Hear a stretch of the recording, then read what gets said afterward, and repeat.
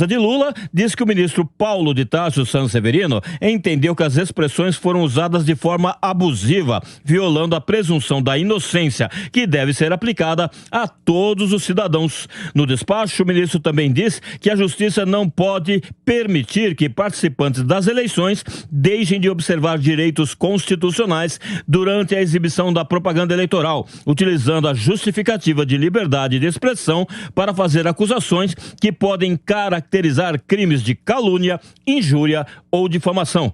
O ministro do TSE determinou a suspensão imediata da propaganda sob multa de R$50 mil por cada divulgação.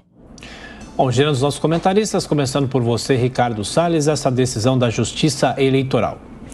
Me parece uma decisão absurda, por uma razão simples. O próprio presidente do Supremo Tribunal Federal, Luiz Fux, disse que Lula só se livrou dos processos por uma anulação baseada em questões meramente processuais. Ou seja, ele disse também nessa declaração que no mérito, tudo aquilo que foi provado nas 3 instâncias por onde os processos passaram, no mérito, nada daquilo foi derrubado ou contestado. Ou seja, dizer que o Lula praticou aqueles crimes não está errado. É diferente de dizer que ele é condenado. Condenado ele não é mais, porque ele teve os seus processos anulados para poder concorrer contra o Bolsonaro. Mas que ele praticou, dito pelo próprio presidente do Supremo Tribunal Federal. Por outro lado, se for considerar como impeditivo de fazer referência ao Lula corrupto, ao Lula ladrão, o fato dele ter tido o processo anulado, também tem que parar de fazer referência sobre aquele caso de rachadinha do Flávio Bolsonaro no Rio de Janeiro, porque o processo também foi anulado. Então veja como até nisso a visão de certas lideranças políticas ou de certas pessoas da imprensa ou até de órgãos públicos do judiciário, ela é uma visão absolutamente unidimensional. Ela só olha numa determinada direção.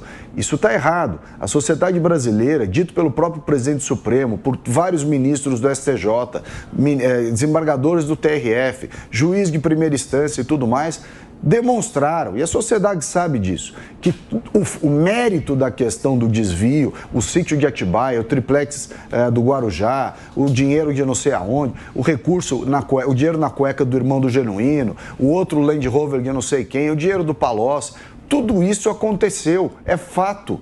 Então nós não podemos ficar sujeitos a uma discussão meramente processual para dizer que o fato não aconteceu. Basta olhar o que disse o Luiz Fux. Ô Diogo, o TSE está fazendo um bom trabalho de fiscalização nesse ano, na sua opinião? E chamar Lula de ladrão é ofensivo ou é algo que precisa ser provado?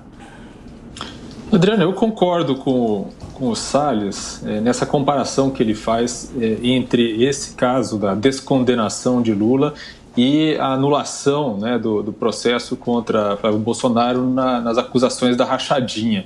Em ambos os casos, a motivação foi basicamente processual, não se entrou no mérito das acusações, não se entrou no mérito das provas que existiam contra Lula, que levaram Lula a ser condenado, assim como no caso de Flávio Bolsonaro, não se entrou no mérito das provas que existiam de que ele havia praticado rachadinha no gabinete, no gabinete dele.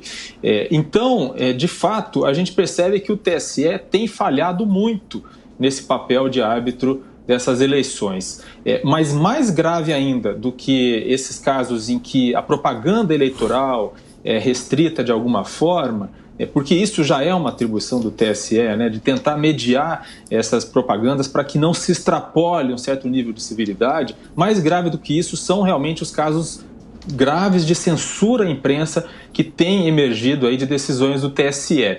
E lembrando que em relação às propagandas, só para finalizar, o TSE tem tomado também decisões que são favoráveis à campanha de Bolsonaro. Recentemente, por exemplo, o TSE proibiu a campanha de Lula de associar Bolsonaro ao canibalismo por causa de um vídeo, de uma entrevista de anos atrás, que foi tirado de contexto. Bom, Roberto Mota, esta discussão do Tribunal Superior Eleitoral e agora em relação à campanha do presidente Jair Bolsonaro. Tiago, para variar, é muito difícil comentar essas decisões. Eu não sou jurista, Mas me parece que quando alguém é condenado, a presunção de inocência que foi mencionada nessa matéria não existe mais. Há também a declaração do ministro Marco Aurélio Mello, que foi dada ontem ou anteontem, de que votaria no presidente Bolsonaro justamente porque ele, como juiz, não poderia votar em alguém que já foi condenado. Então, esse cuidado com a linguagem que a gente tem que ter, que eu tenho que ter aqui, como apontou o Ricardo Salles, é assimétrico. Um lado dessa história pode dizer qualquer coisa, absolutamente qualquer coisa. O outro lado tem que tomar extremo cuidado com o que fala. E é isso que eu vou fazer agora. Eu vou tomar extremo cuidado e vou falar como eleitor.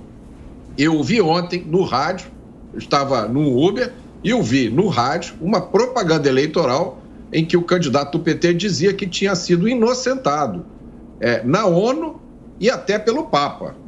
Ora, eu posso estar enganado, né? Eu sou apenas um engenheiro, um cidadão comum, mas até onde eu sei, ele não foi inocentado. A ONU não julga ninguém, muito menos o Papa.